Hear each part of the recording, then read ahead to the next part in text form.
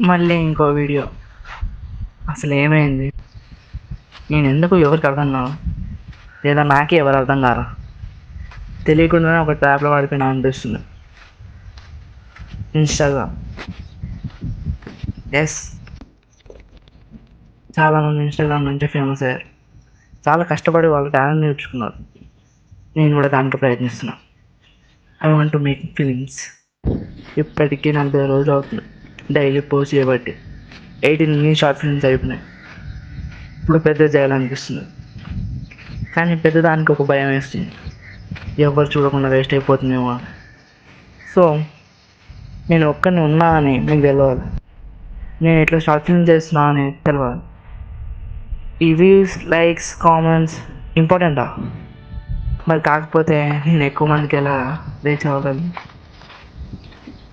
నాకు ఆడియన్స్ లేరా? నా ఆడియన్స్ ఎక్కడ ఉన్నాను?